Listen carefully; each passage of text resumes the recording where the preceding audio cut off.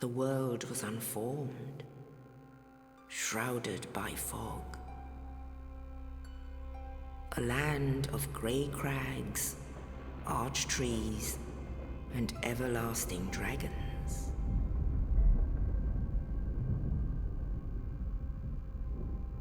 But then there was fire, and with fire came disparity. Heat and cold, life and death, and of course, light and dark.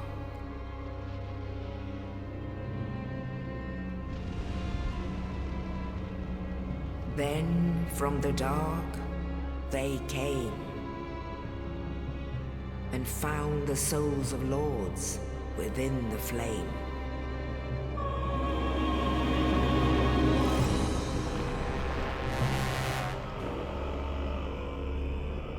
Nito, the first of the dead.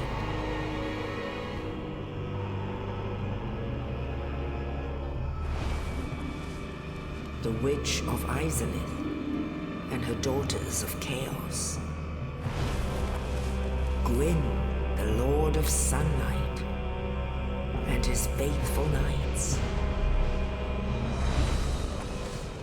And the furtive pygmy, so easily forgotten.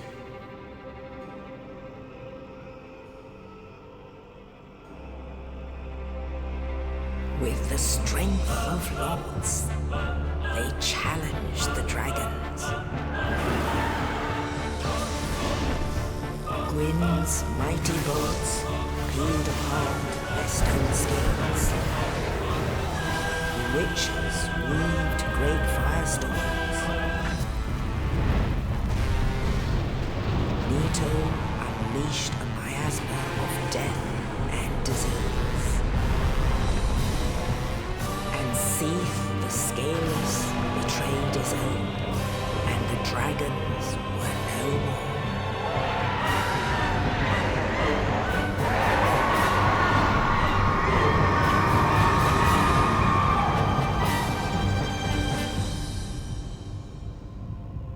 Thus began the Age of Fire.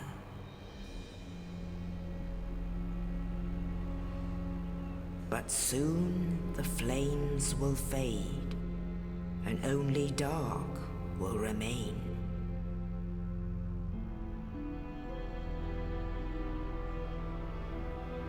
Even now, there are only embers, and man sees not light, but only endless nights. And amongst the living are seen carriers of the accursed dark side.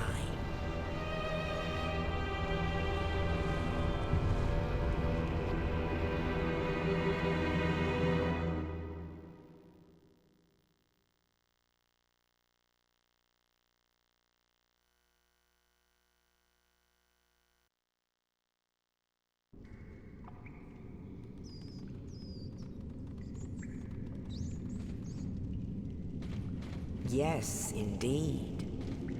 The dark sign brands the undead.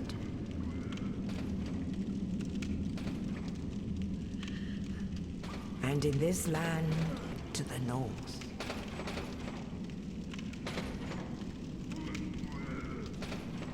where they are locked away to await the end of the world.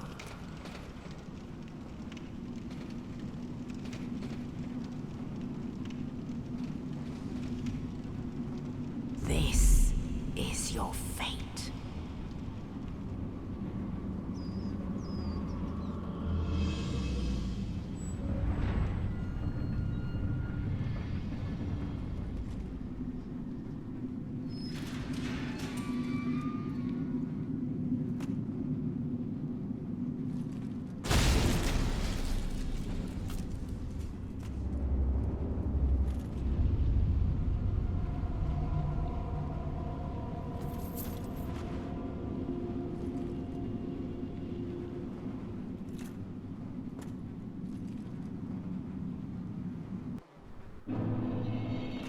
Alright, warriors, Scorch here. Happy Halloween to all you handsome, angry little devils out there.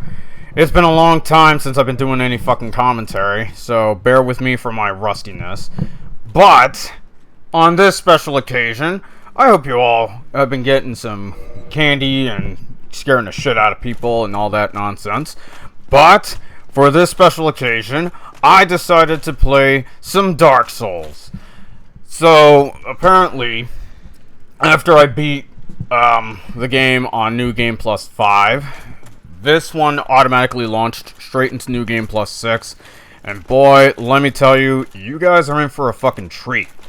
Literally, in for a treat. So, grab your fucking favorite sweet tooth candy and whatever the hell else have you, and enjoy this ride. So, I'm commentating for this particular run.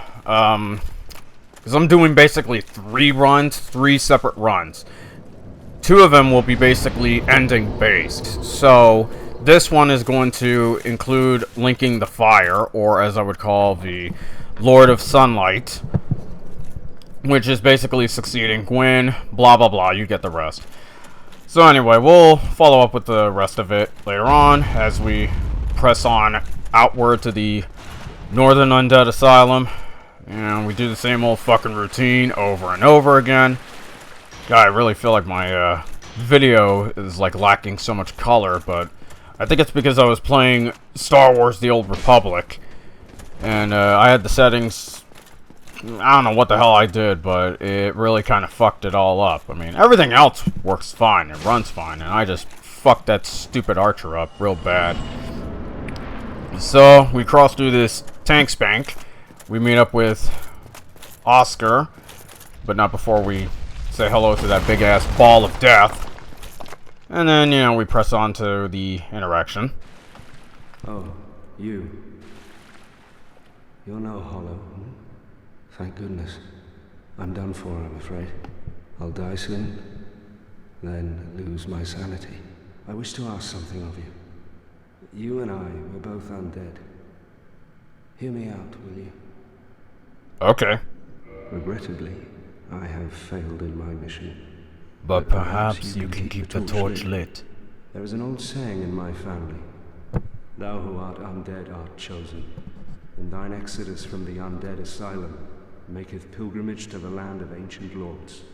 When thou ringeth the bell of awakening, the fate of the undead thou shalt know. Well, now you know, and I can die with hope in my heart. Oh, one more thing. Here, take this. Now I must bid farewell. I would hate to harm you after death. So go now, and thank you. Well, thank you for the key. So, we make short work of this portion of the map here. It's not too bad. But, keep one thing in mind. I'm not doing a perfectionist or a no-death run for this playthrough, or the next one, or the third one. So, if I die, it's my fault. I fucked up. You know, it's expected, so you'll just have to take it as is. So, I say hello to this big fat boy, introduce him to my handsome blade, and he got completely fucked up real bad. 2 hits and he's done. I mean, literally, it's a pushover at this point. Another thing that really gets to me is the whole "you defeated" text. Like, I think it's a mistranslation. It should have just said "victory achieved," but I don't know. Whatever. So anyway, we make short work of this part, and then we go straight to Lordran, and we just basically jump straight into the point here. So we don't really engage any of the optional bosses or anything of that particular sort. I just go straight to the ones that I actually am required to fight. And I also have DLC, so I've done the DLC like more than bloody once. That one day an undead shall be chosen. Craw!